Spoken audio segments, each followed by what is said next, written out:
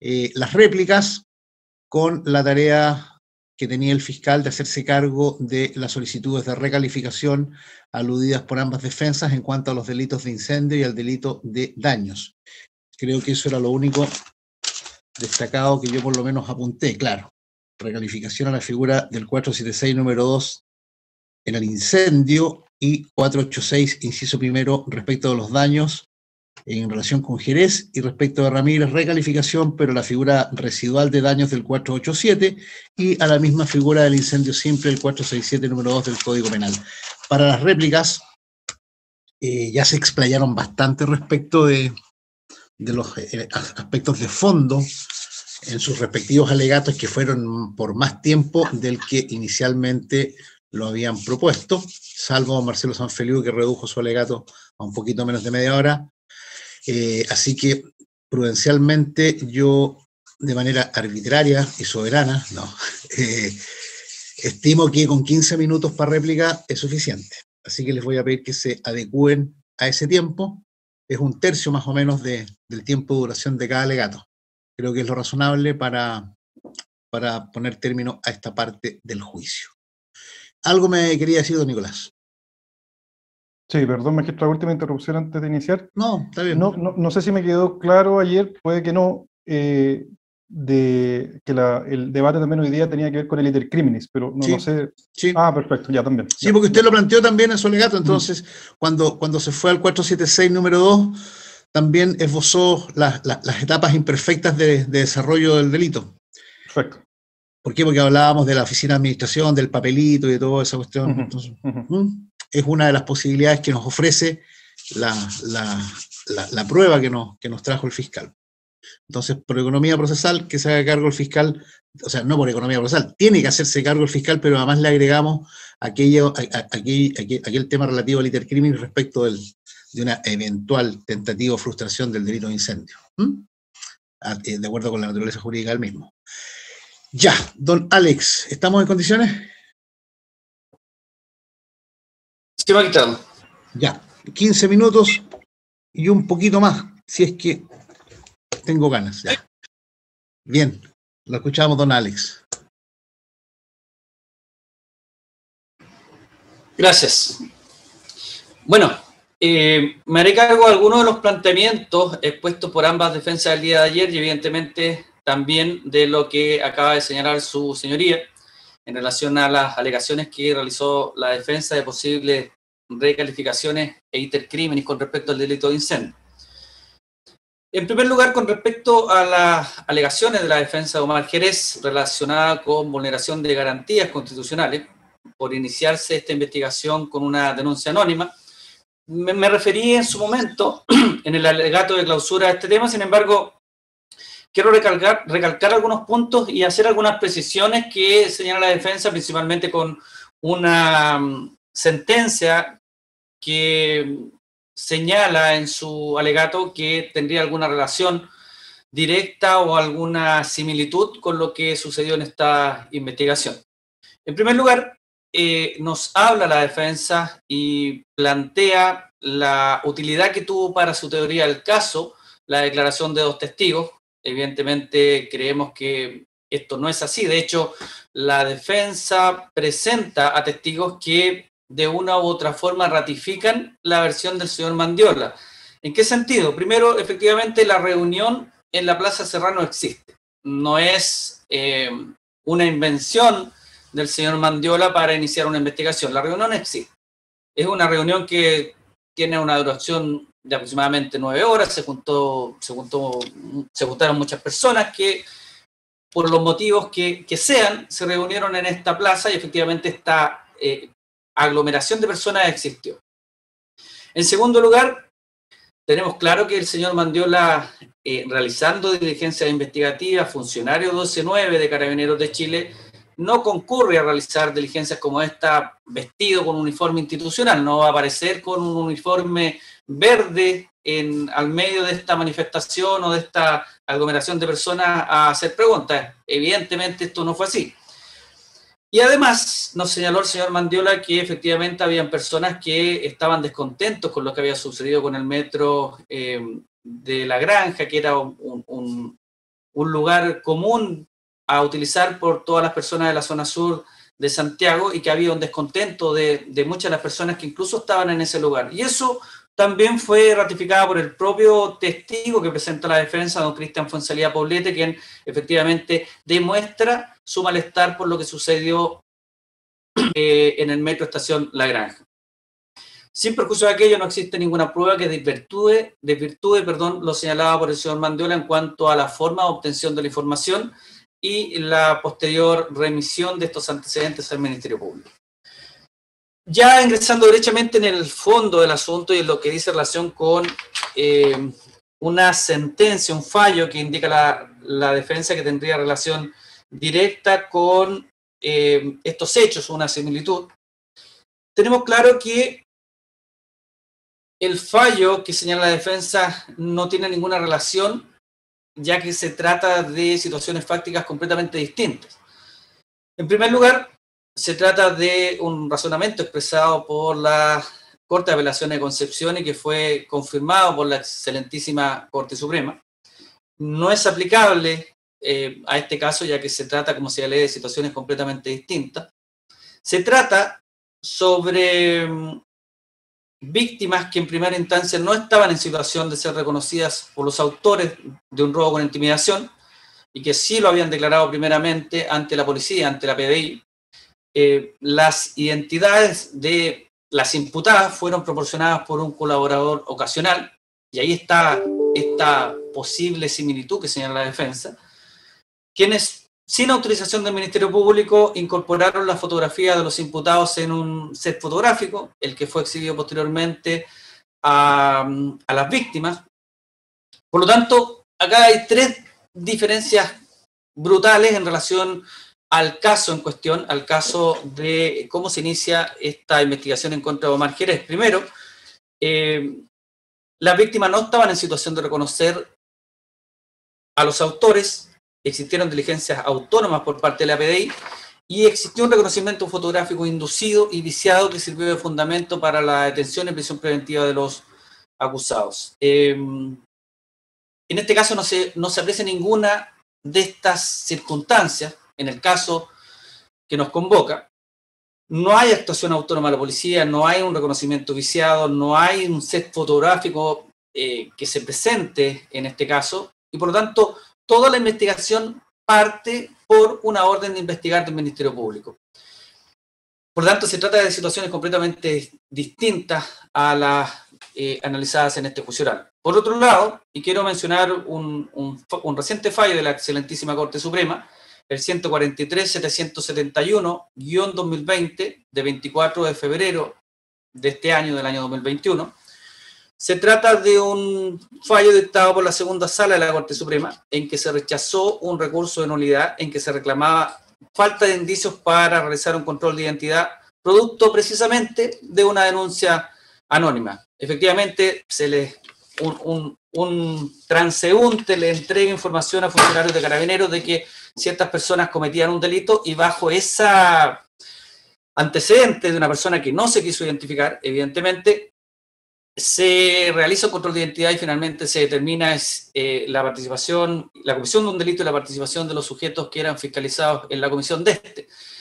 ¿Qué es lo que señala la excelentísima Corte Suprema en el considerando 12? Lo informado mediante una denuncia anónima puede constituir un antecedente que permite construir un indicio de la comisión de un delito, siempre que esté revestida de seriedad y verosimilitud, rasgos que se observan en la especie dada la indicación precisa del denunciante respecto del vehículo que estaba siendo sustraído, así como de su ubicación y de quiénes eran los partícipes del hecho. ¿A qué conclusión podemos llegar de la lectura de este considerando? Que es evidente que si una denuncia puede servir como indicio para un control de identidad del artículo 85 del Código Procesal Penal y por ende para realizar por parte de la policía conductas o actuaciones autónomas, diligencias autónomas, con mayor razón la información recibida por parte de un funcionario policial puede ser puesta a disposición del Ministerio Público para que el Ministerio Público pueda investigar los hechos. En este caso, una persona no se quiso identificar. ¿Qué es lo que podía hacer el señor Mandiola? Guardar esta información, incumplir su obligación legal establecida en el artículo 175 del Código Procesal Penal? Evidentemente que no. La obligación del señor Mandiola era exactamente lo que hizo: remitir los antecedentes al Ministerio Público para que fueran investigados por el ente persecutor. Siguiendo con las alegaciones de la defensa del señor Omar Jerez, señaló que existen 3 eventos en los que el testigo Michel Cerda indica participación de su representado en el delito de incendio. Primero, en la dependencia que se encuentra inmediatamente a la derecha del ingreso a la estación, pero que no se observa qué es lo que hace Omar en esta dependencia. Creemos que se trata de una alegación que puede ser fácilmente desacreditada, por cuanto el video es claro en relación a lo que se observa. Llama a no valorar lo que indica Michel Cerda en su declaración, que se trató de una declaración cargada, indicó, que no se ajustaba a lo que se estaba observando. Lo cierto es que por lo menos creo que se aprecia claramente que en el minuto 23:39:59, el imputado se acerca a la dependencia, se asoma, luego se agacha, levanta un objeto y este objeto lo lanza al interior de la oficina, oficina que en ese momento se encontraba en llamas. Y esto es claro en el video y el testigo solamente se limita a señalar lo que está observando. Y evidentemente estos videos están a disposición del tribunal, están a disposición de las defensas y por lo tanto es una alegación fácilmente desvirtuable. El segundo evento que señala la defensa de Omar Jerez es el momento cuando interactúa Jeremy Ramírez con Jeremy Ramírez.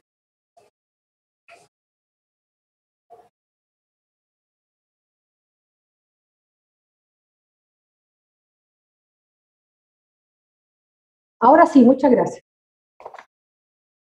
Segundo evento estaba diciendo. Sí, el segundo evento que señala la defensa de Omar Jerez es el momento cuando interactúa con Jeremy Ramírez. Lo ayuda a ingresar a la dependencia de recarga de tarjetas VIP, indicando que lo único que hace es entregar un basurero, que no podría existir autoría ni complicidad, ya que Omar no tenía conocimiento de lo que haría Jeremy.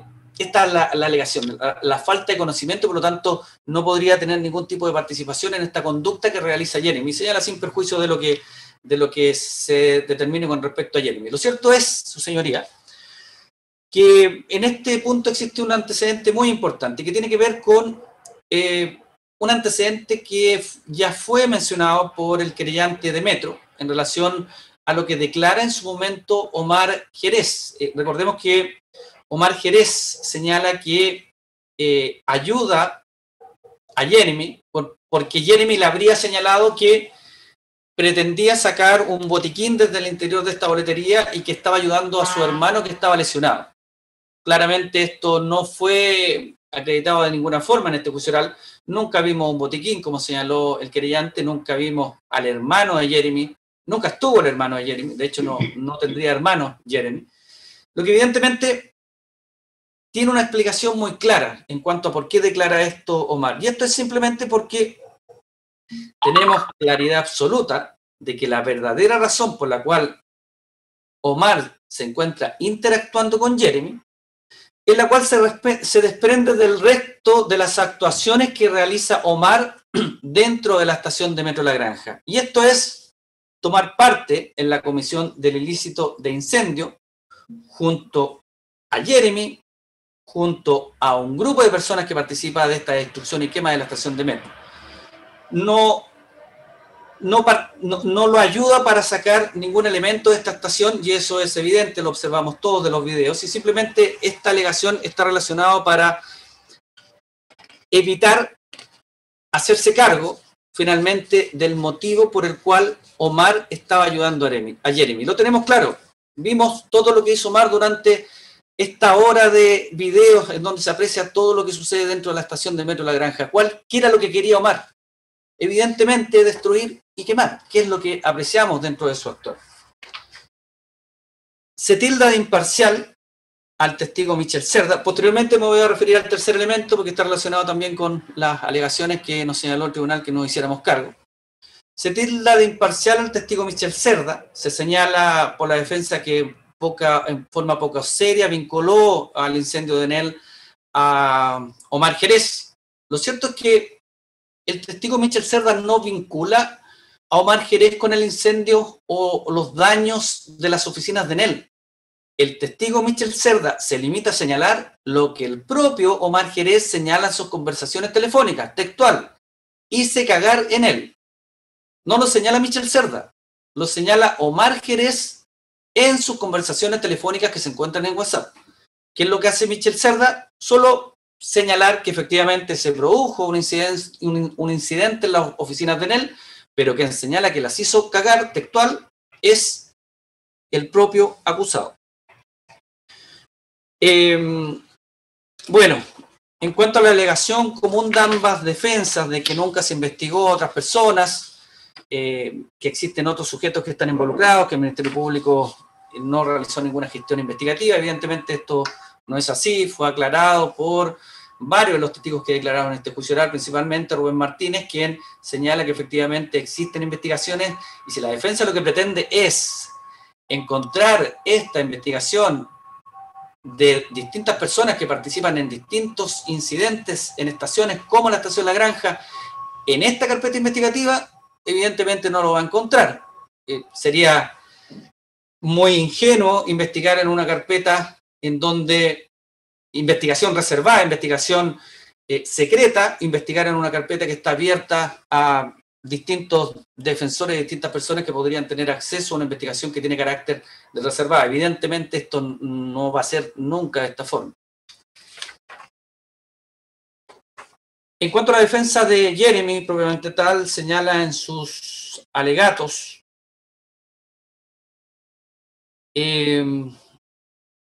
algunas situaciones que no puedo dejar pasar. Habla constantemente de falta de objetividad. Y habla de falta de objetividad basándola principalmente en situaciones de las cuales no hace ninguna petición. Habla del empadronamiento de testigos en donde se encuentran los funcionarios policiales con la madre de Jeremy. Lo pone en duda, lo cuestiona, cuestiona la credibilidad de los funcionarios policiales, sin embargo no pide nada. Tampoco presenta a declarar a la madre del acusado para desvirtuar lo que está señalando casi a modo de comentarios. No hace ninguna diligencia para desvirtuar lo que él cree que es raro, que esto no sería posible, que esto no es común, que esto no fue así. Por otro lado, nos señala que ahora aparecieron antecedentes que antes no habían salido a la luz. Antecedentes que si se hubieran tenido presentes con anterioridad, probablemente el imputado no hubiera estado privado de libertad durante tanto tiempo. Lo cierto es que estos antecedentes que él señala son nuevos, son los mismos antecedentes que fueron exhibidos en audiencia de control de detención allá por noviembre del año 2019. Por lo tanto, señalar en esta instancia que son antecedentes nuevos no me parece, ni tampoco me parece catalogar al Ministerio Público de faltar a la objetividad por una alegación como esta, en el sentido de que estos antecedentes siempre estuvieron a disposición de las defensas, de todas las defensas, que lo pidieron obviamente, como asimismo a disposición del tribunal en su momento cuando se formaliza investigación en contra del acusado. Por lo tanto, creo que se trata solamente de aseveraciones livianas en relación a la investigación realizada por el Ministerio Público.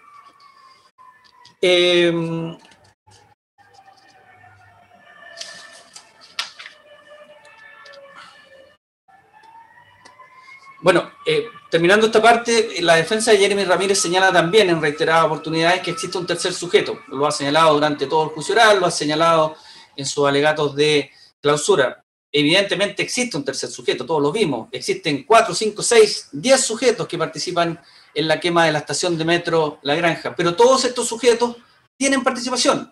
Claramente estamos hablando de coautoría. Que participe uno no significa que no participe el otro. Evidentemente este sujeto tiene una participación y tiene una participación importante, pero eso no significa que Jeremy Ramírez no participe.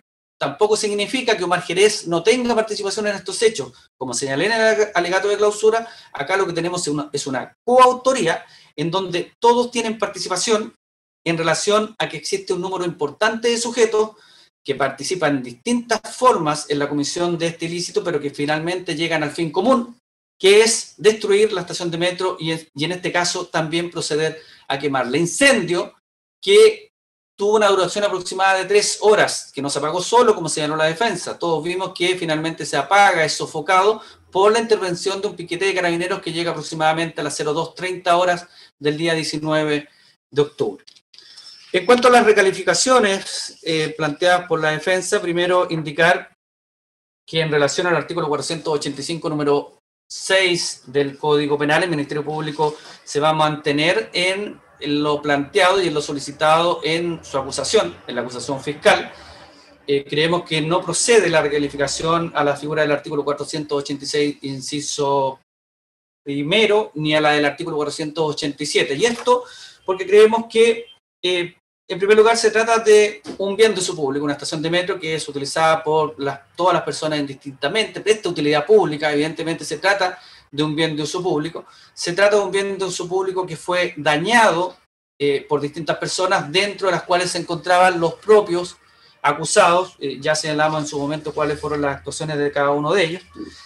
Que esta destrucción provoca finalmente menoscabo en una cosa inmueble, en este caso ajena, que evidentemente disminuye su valor. Escuchamos al funcionario de Metro, que nos dio cuenta de la gravedad de los daños que fueron provocados en esta estación, y que junto entonces creemos a este grupo de sujetos dentro de esta masa, ambos acusados actúan y finalmente, amparados en esta misma masa, provocan la destrucción de esta estación de metro.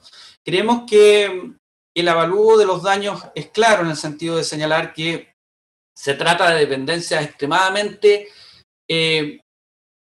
valiosas. El avalúo de los daños nos da cuenta de cuál es el valor de cada una de estas dependencias que se encontraban al interior, que se encuentran en la estación de Metro La Granja. Y creemos que, de acuerdo a este avalúo de daños, se supera con creces el piso establecido por la norma, el artículo 485, número 6 del Código Penal, en relación a las 40 unidades tributarias mensuales. Cada dependencia, por lo que vimos, tenía un valor aproximado de 200 millones de pesos, si mal no recuerdo. Por lo tanto, evidentemente creemos que se supera el piso que establece el artículo 485, número 2 del Código Penal. En cuanto al artículo 475, número 1, y su posible recalificación al artículo 476, número 2 del Código Penal, que creemos que la propuesta realizada por el Ministerio Público en cuanto a la calificación jurídica es la correcta, por lo tanto nos mantenemos de la misma forma en la calificación jurídica planteada. Creemos que la norma es clara al señalar en su parte final en que actualmente hubiera una o más personas, siempre que el culpable haya podido prever tal circunstancia.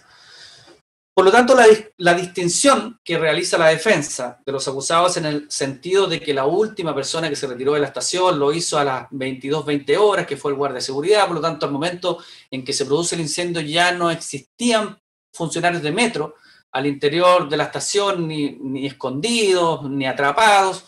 Es una distinción, por lo menos, artificial. ¿Y por qué digo aquello? La norma no exige de ninguna forma que se trate de personas que vivan en el lugar, que trabajen en el lugar, que tengan alguna relación directa con el lugar. Solo señala que exista una o más personas. Y esto es así, ya que lo que se quiere proteger es la integridad de las personas, la vida de las personas, la vida de quienes se puedan ver afectados por el fuego, indistintamente de quien sea o la calidad que tenga.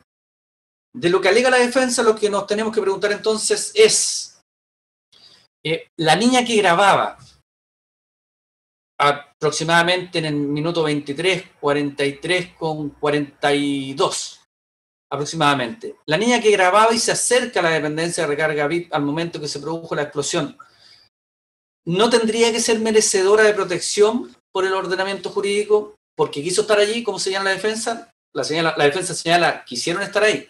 Eso fue la expresión que utilizó. El sujeto mayor que se encontraba con una bolsa y que intentó apagar uno de los focos de incendio, ¿no debe ser considerado como una persona que estaba en el lugar? ¿las personas que transitaban por la pasarela no fueron puestas en riesgo? Evidentemente que sí. Y creemos que todos estos antecedentes son los que dan cuenta, finalmente, de que la calificación jurídica correcta es la que plantea el Ministerio Público.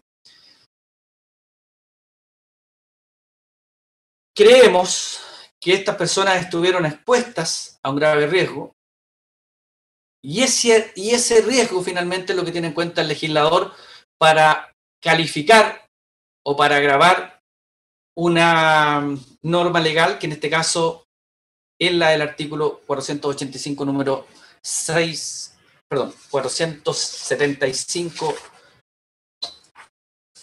número 1 del Código Penal. El grave riesgo al cual se vieron expuestas las personas que se encontraban en el lugar. Una de las defensas intenta incluso minimizar el hecho de que la pasarela se encuentre en el lugar y que constantemente transitaba gente. Señala la pasarela que se encuentra en las cercanías del lugar, en las cercanías de la estación de metro, cuando todos sabemos que la pasarela forma parte de la estación de metro. Es una sola la dependencia, es una estación, es un edificio en donde la pasarela forma parte de la estación y en donde en el momento en que se producían los incidentes, en que se producía el incendio, existía incluso personas que la utilizaban para transitar y evidentemente que estuvieron expuestas al riesgo.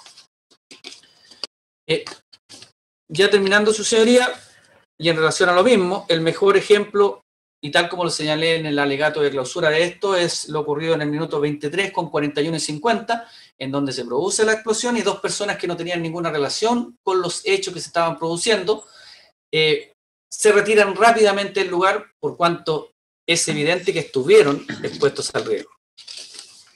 Finalmente, en cuanto al iter criminis planteado por la defensa, en cuanto a la al posible grave desarrollo de frustrado o tentado, el Ministerio Público, de la misma forma que en los casos anteriores, nos vamos a mantener en la hipótesis, en el planteamiento, en la creencia absoluta de que nos encontramos ante un delito consumado. Y lo voy a explicar. Primero,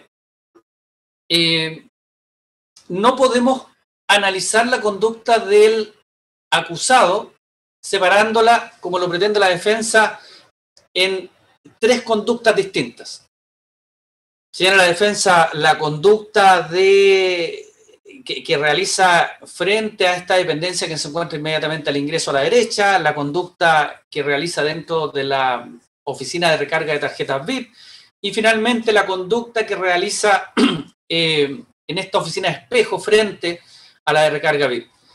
Creemos que estamos ante un solo hecho.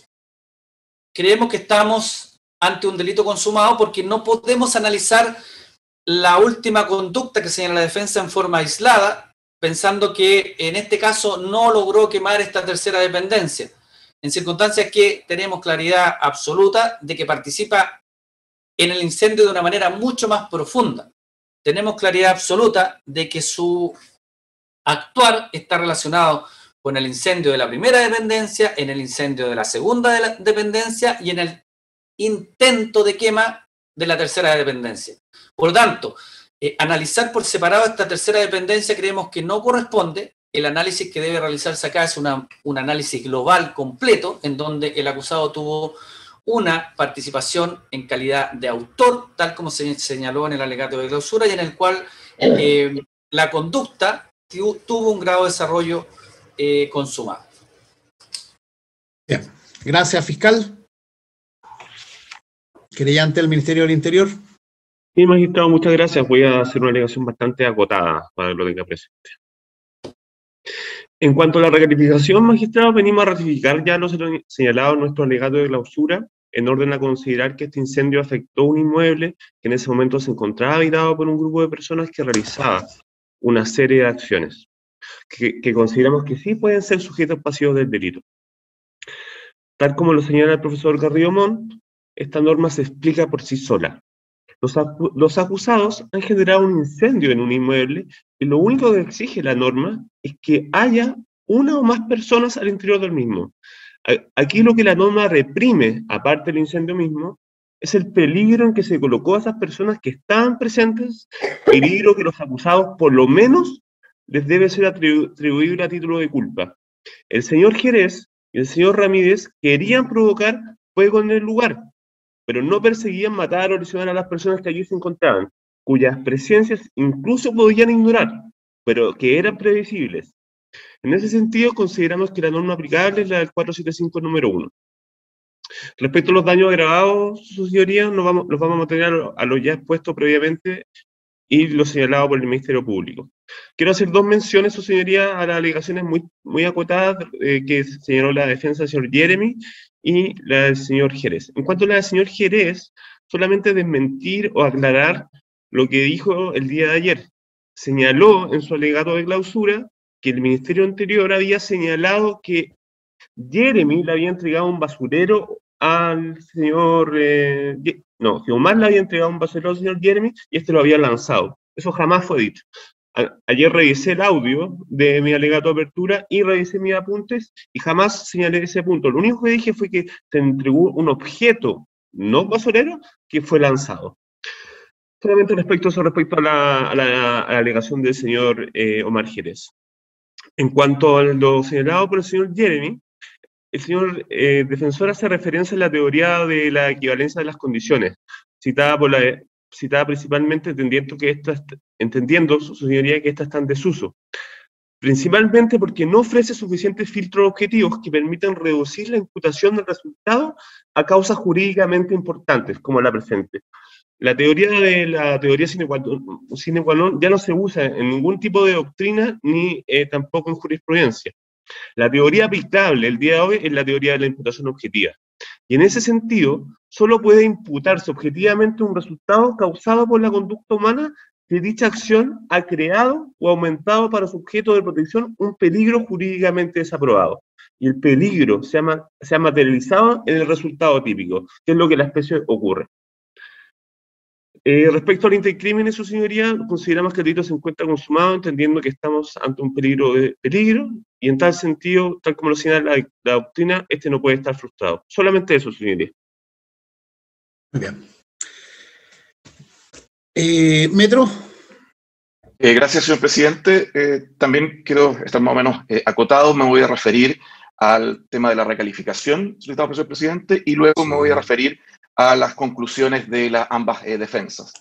En relación a la recalificación, me adhiero en todo lo que ha señalado el Ministerio Público y quiero decir además lo siguiente: creemos que efectivamente estamos en presencia del delito de incendio, artículo 475, número 1, se dan los supuestos legales de tipicidad. Y aquí lo que ha ocurrido, su señoría, es que ambas defensas han querido minimizar los hechos, eliminar su gravedad, al decir que el incendio estaría solo en lugares confinados, acotados, sin mayor peligro.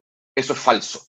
El hecho que el 18 de abril la guardería de recarga VIP y la oficina del supervisor han entrado a la estación, que se fueron quemadas, no significa que por eso no resistiera peligro por las llamas. Vimos en los videos que el fuego era violento y sin control. Y ese es el requisito unánime en la doctrina y jurisprudencia del delito de incendio. No hay dos lecturas posibles, su señoría. El incendio es tal cuando una vez encendido escapa del control de quien lo encendió y adquiere poder autónomo. Corte Suprema, Rol 5610 del año 2010. La acción que desarrolló el acusado estuvo provista de peligro y causó el estrago propio de las llamas, independientemente de la envergadura del daño y efectos que éste pretendió. Corte de Operaciones de Valdivia, Rol 465-2009. Lo incontrolable del fuego se manifiesta en su autonomía, en el hecho que su curso y progreso no depende de la voluntad de quien lo inició. Corte de Operaciones San Miguel, Rol 212-2007. El fuego debe ser de tal naturaleza que aún retirando o apagando la llama inicial, puede seguir ardiendo autónomamente. Politov, Matus y Ramírez, Lección de Derecho Penal Chileno, parte especial, página 473. Carrara, citado por el profesor Alfredo Echeverri, hablaba de llamas incontenibles o incontrolables, pero según el propio Alfredo Echeverri, esta definición resulta un tanto extrema y que el concepto incontrolable no se opone a que eventualmente el fuego pudiera extinguirse. Significa tan solo, dice el profesor Echeverri, que las llamas han adquirido autonomía y que su curso y progreso no pueden ser determinados a voluntad del hechor. Y esto, señorías, se contradice con la tesis de la defensa de Jeremy Ramírez, que una vez más, minimizando los hechos, dice que el fuego siempre estuvo confinado en esas dependencias y es más, se apagó solo. Señorías, se apagó 2 horas después de iniciado. El profesor Echeverry también señala que desde luego ya hemos dicho que todo incendio, por definición, supone la destrucción de alguna cosa, pero en mayor o menor grado. Confinado o no, su señoría, el fuego no por eso deja de ser incendio y merecedor del juicio de reproche penal. La defensa de Omar Jerez ha dicho, sin considerar la prueba, que primero lo que busca el legislador, la finalidad de la norma, es proteger la vida o sancionar la puesta en peligro o riesgo de la vida solamente de las personas que trabajaban al interior de la estación de metro. Eso es falso.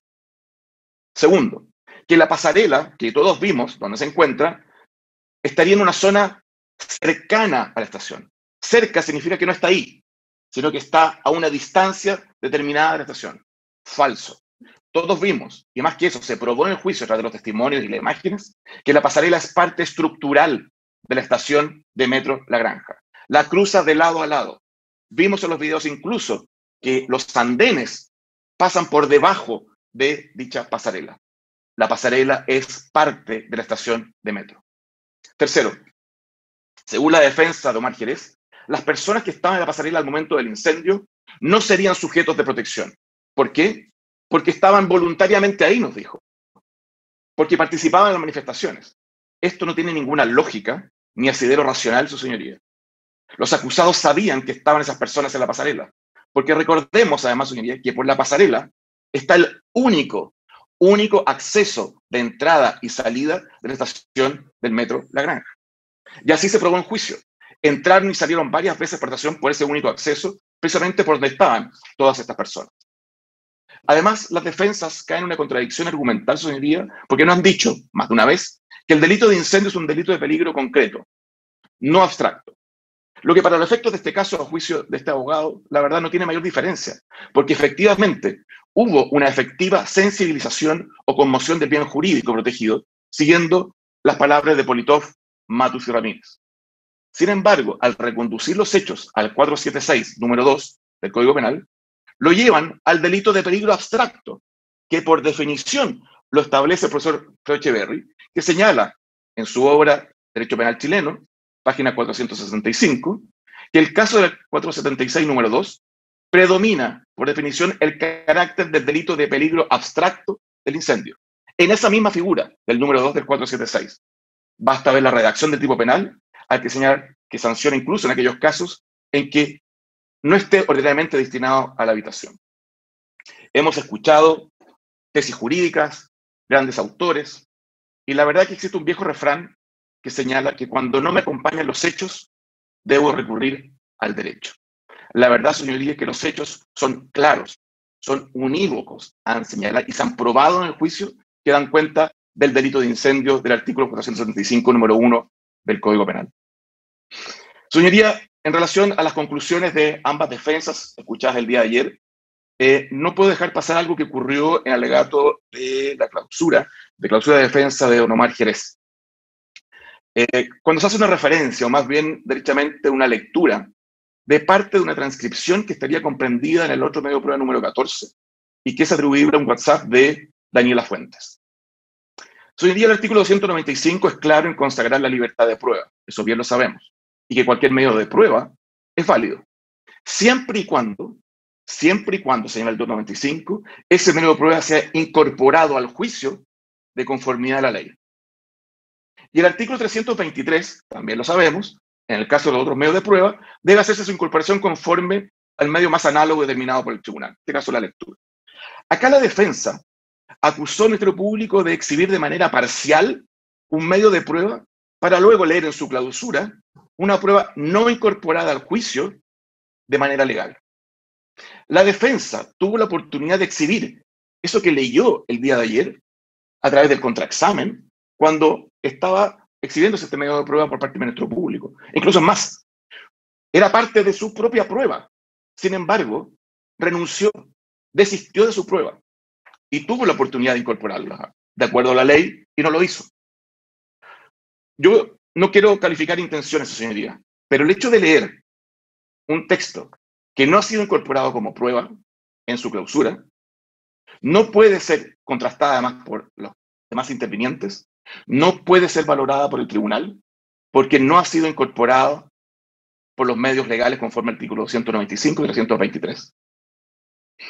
En relación a lo alegado por la defensa de don Jeremy Ramírez, la verdad que llama poderosamente la atención que para esta defensa solo existiría como válida la prueba directa.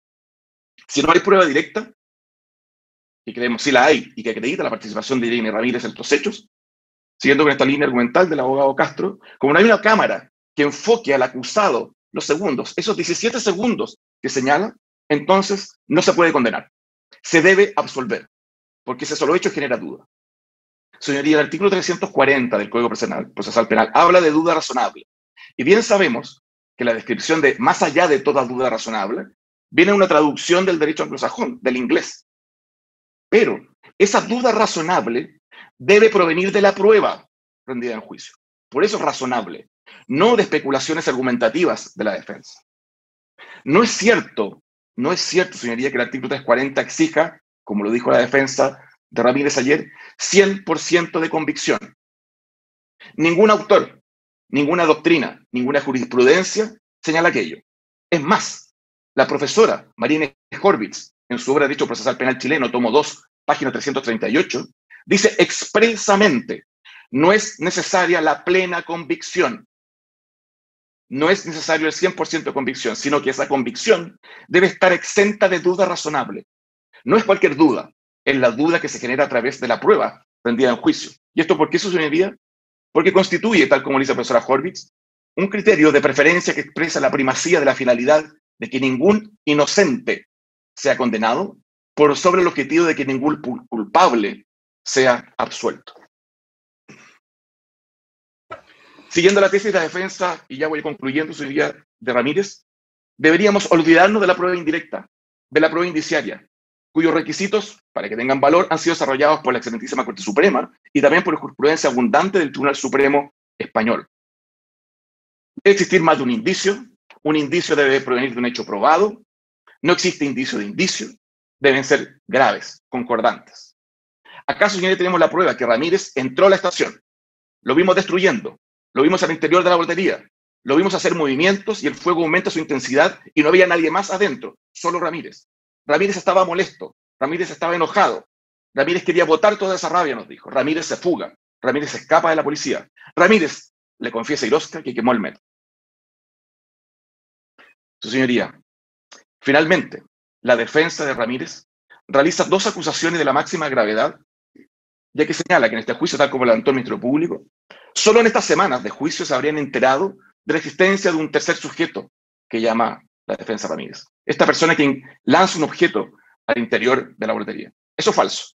Los videos están en la investigación, en la carpeta hace más de un año, incluso de la audiencia de control de detención, como le dijo el Ministerio Público.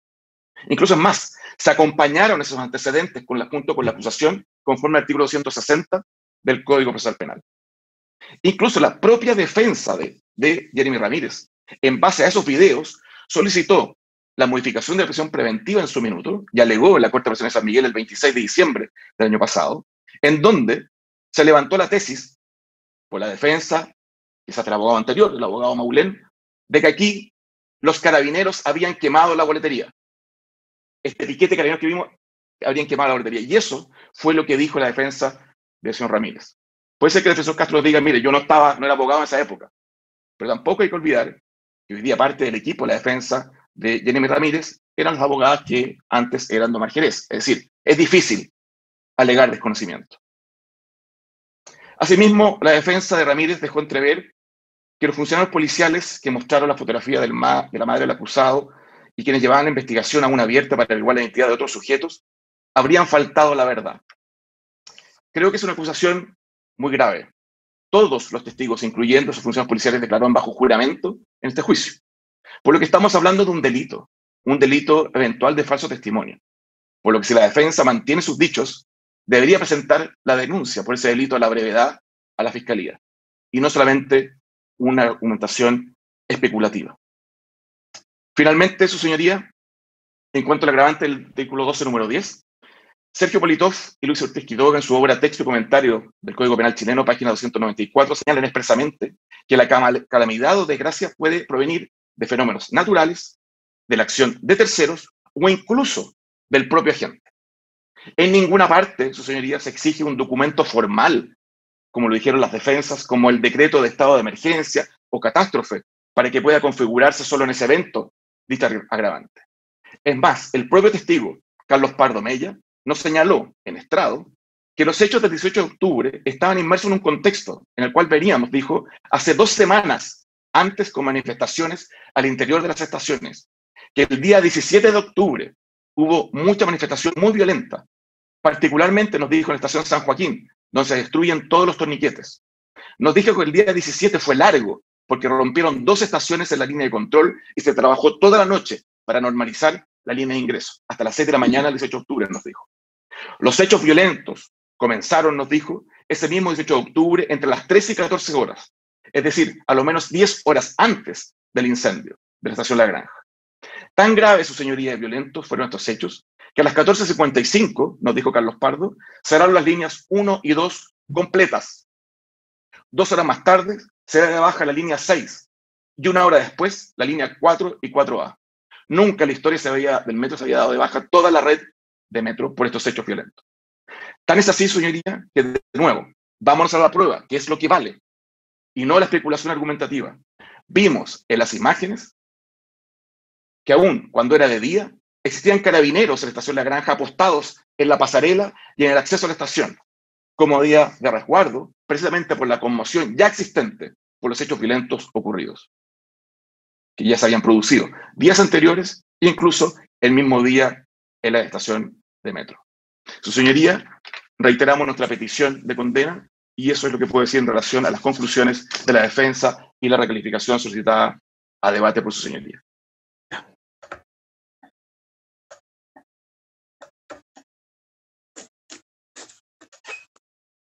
Bien. La defensa, Omar Jerez.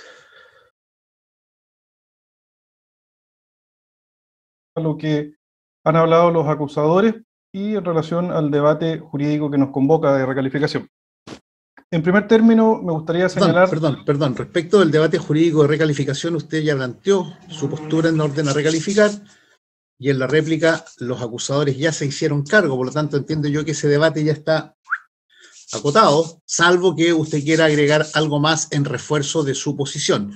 La idea de la réplica es hacerse cargo de aquellos aspectos planteados por la Fiscalía en su alegato de clausura, que a usted le merezcan algunas observaciones o precisiones, porque usted planteó una recalificación que ya fue recogida por los acusadores, tal cual fue el llamamiento que hizo el tribunal ayer. La idea es no seguir ahondando en un debate que puede resultar interminable si es que seguimos, se puede transformar en una ola de nieve, en definitiva. ¿Ya? Sí, por supuesto, que son solamente en relación a la réplica. Ok. Escucho un eco muy fuerte, socio. Ahí sí, disculpe, su señoría, que quizás mis colegas tenían el micrófono ahí. Bueno, en primer término, su señoría, me interesa señalar de que en relación a lo que se refirió el Ministerio de Interior, en relación a lo que nosotros señalábamos respecto a lo que él alegó en la apertura, en particular eso está en el minuto 4:20 de su alegato de apertura, en el cual señala derechamente que mi representado habría entregado algún objeto al imputado Jerez y que éste le hubiera lanzado al fuego. Eso está textual, se puede revisar, y obviamente el único objeto que le pasó en ese momento fue el basurero, por eso hago la alusión. Ahora, cosas pequeñas en relación al debate de la recalificación. Obviamente no me voy a referir a cosas que hablé ayer, pero sí me interesa agregar cosas muy precisas, su señoría, en relación a las alegaciones que hace el Ministerio Público. En primer término, me voy a referir al delito de incendio. ¿Y por qué?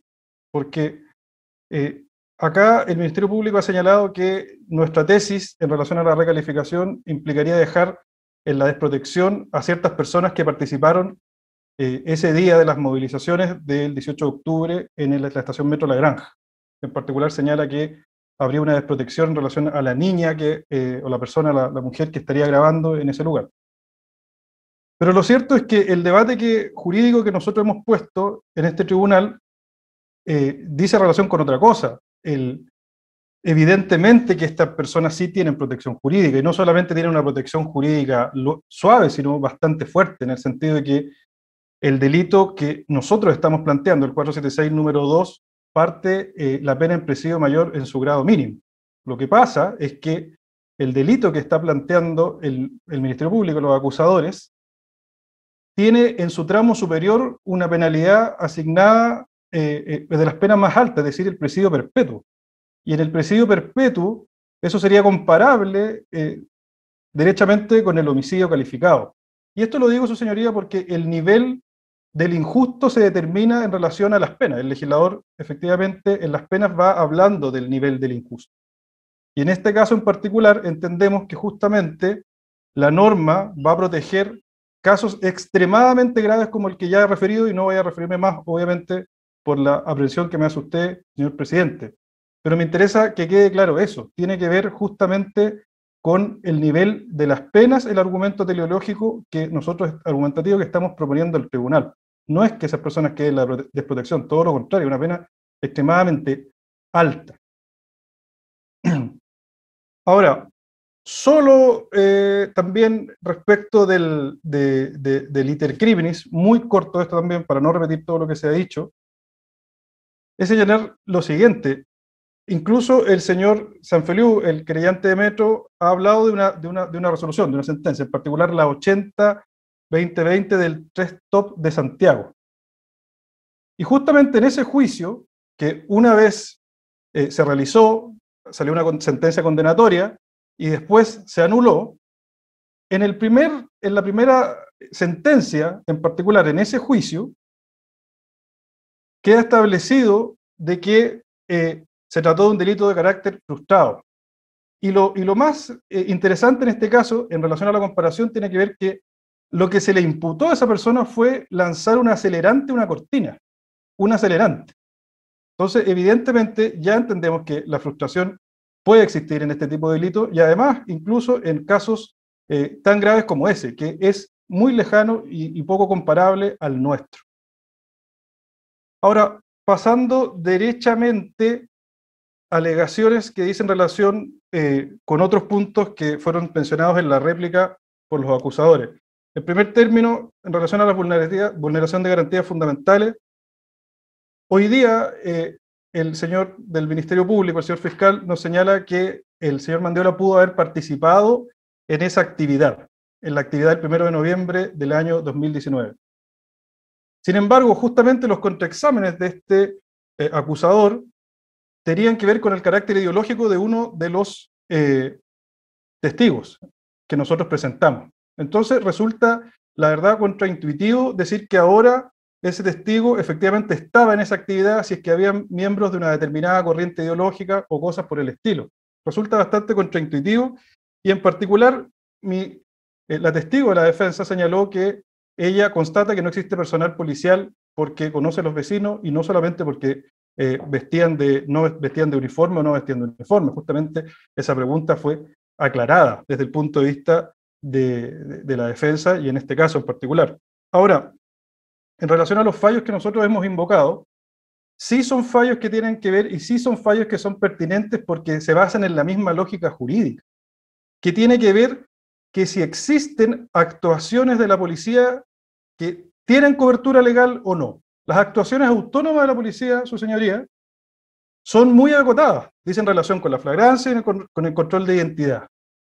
Pero las actuaciones que superan ese margen tienen que tener algún grado de justificación. Y ese es el racionamiento que justamente está en esa sentencia, que dice que son actuaciones que están fuera del marco legal, son actuaciones que no dicen relación con el ordenamiento jurídico, y que tiene que ver justamente con el carácter de la prevención como argumento de acoger o no una vulneración de garantías fundamentales, la prevención respecto a los agentes. Es uno de los fundamentos principales que se señala por parte de María Inés Horvitz y el profesor Julián López en su tratado de Derecho Procesal Penal. Eso es lo que tiene que ver. Y en particular, esta es una actuación sin cobertura legal. Es una actuación sin cobertura legal porque no se tomó la declaración de un testigo, no se registró la identidad y eso limitó a la defensa a contraexaminar. Y no solamente eso, sino que fue fundamental para efectos de identificar a mi representado, como lo ratificó el mismo señor Mandiola. Son actuaciones sin cobertura legal. Ese es el razonamiento. En particular, ahora el Ministerio Público ha argumentado otro fallo, pero ese fallo, la verdad, sí es que no dice relación alguna, porque es un fallo que tiene que ver con la flagrancia, con otra cosa. Nosotros no estamos hablando de flagrancia en este caso. El fallo que argumenta él es flagrancia. Ahora, en relación al delito de incendio, su señoría, se ha planteado distintas cosas de lo que se ve, lo que no se ve. Nosotros eso ya nos vamos a acotar a lo que hemos dicho. La participación en el delito de incendio que dice relación con la parte de atrás, el ingreso, evidentemente para nosotros las imágenes no son claras y ahí nos vamos a quedar con nuestra argumentación. Pero como también señaláramos de manera muy honesta, será resorte del tribunal determinar qué es lo que ve o no ve ahí. No necesita un testigo en particular. Y la desacreditación que nosotros hicimos respecto del testigo Mitchell Cerda, que nuevamente ha salido en la réplica en este caso, dice relación con algo muy concreto, su señoría, en particular con la falta de seriedad que nosotros invocamos respecto a sus declaraciones en otras participaciones que le pudo haber cabido a mi representado en el incendio. ¿Y esto es por qué, su señoría? Ahora, el Ministerio Público nos acaba de señalar en su alegato, en su réplica, de que el señor Mitchell Cerda no hizo una relación de mi representado con un incendio cometido supuestamente en la oficina de Enel, sino que derechamente fue la misma prueba del WhatsApp la que habla. Pero no es así, su señoría, porque hay un detalle muy sutil. El fiscal preguntó en esa oportunidad por la oficina de San Ramón y habló, por ende, le dio chance al testigo para hablar de la oficina de San Ramón de Enel. Y eso es una imputación concreta, absolutamente poco seria, que no se basa en nada más que en esa declaración y que por ende devela la parcialidad en este caso del testigo y la poca profesionalidad a nuestro juicio. Para ir terminando, su señoría, muy brevemente, en relación a las alegaciones que está haciendo el colega Sanfeliu de Metro, me interesa señalar lo siguiente. Cuando nosotros hemos hablado y nos hemos referido a la prueba número 14 de otros medios de prueba del Ministerio Público, estamos hablando de una prueba. Esa prueba ya fue incorporada, su señoría. No son dos pruebas, no se está refiriendo a una prueba que no haya sido incorporada. Perfectamente las alegaciones del señor Sanfeliu serían coherentes si esa prueba no se hubiera incorporado. Evidentemente yo estaría cometiendo una infracción en ese caso. Pero no es así. Esa prueba se incorporó. Lo que pasa es que yo estoy haciendo referencia a otra parte de la prueba que a mí me conviene en relación a la teoría del caso y que me parece esclarecedora para determinar que en la sensación de Carabineros en ese momento, cuando detienen a mi representado, es que él no cometió hechos tan graves. Él no cometió hechos tan graves. Porque justamente los hechos de mi representado se limitan a las cosas que hemos señalado, que además están fraccionadas. Los daños son en un momento, dos cosas muy sencillas, como siempre lo señalamos, y respecto del incendio, en donde nosotros, como defensa, nos hemos empecinado en hablar en relación al íter crímenes, porque creemos que ahí es donde está el debate más evidente respecto a mi representado, pudo haber causado un incendio o no en una fase imperfecta de la ejecución del delito. Eso es lo que hemos señalado nosotros, porque esa es la conducta que más nos interesa hacernos cargo. Las dos conductas anteriores de la carga VIP, creo que la prueba habla por sí misma, son meras conjeturas, y hacia atrás el video es absolutamente poco claro. Gracias, su señoría. Bien.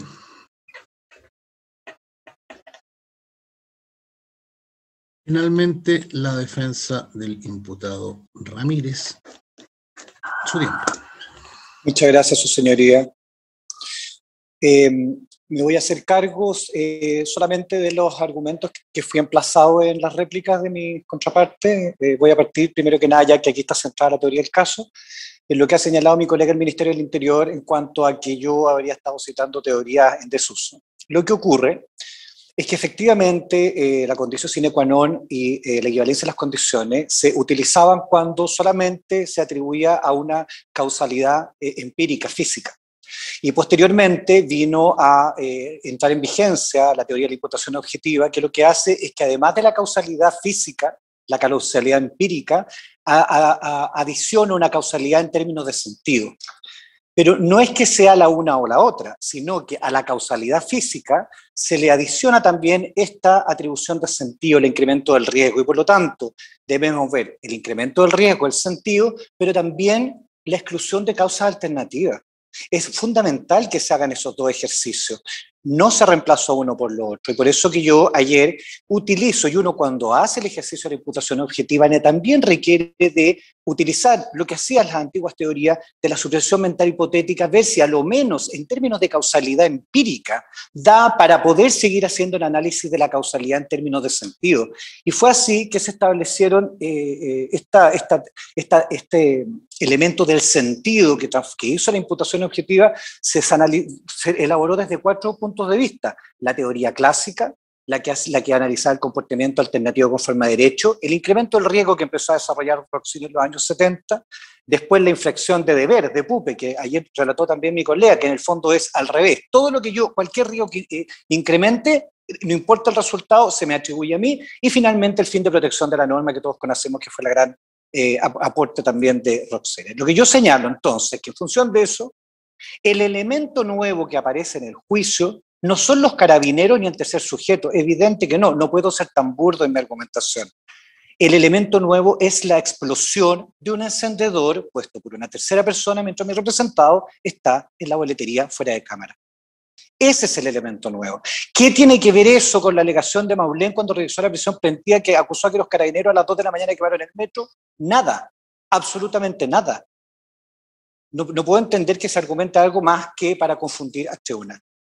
Entonces, el elemento nuevo, creo yo, que en términos empíricos, en términos fácticos, adiciona un elemento fundamental, que es central, y por lo tanto genera una duda de qué incrementó el fuego. ¿Fue mi representado dentro o fue la combustión de este encendedor puesto por un tercer individuo? En términos de sentido, y ya para complementar con el criterio de imputación objetiva, el sentido de las acciones de mi representado tampoco contribuyen en esa dirección. Él en ningún minuto se le ve tocando nada que tenga fuego fuera, está rompiendo, sí, está generando daños, vandalizando. Yo también lo vi pegarle 21 veces a la ventana de la boletería VIP. Correcto, si no estamos negando eso, pero el sentido de sus acciones no van de la mano de ocasionar ningún tipo de fuego. Por lo tanto, en el criterio de la imputación objetiva no debe ser absuelto porque se genera una duda. Ese es el razonamiento. Respecto de...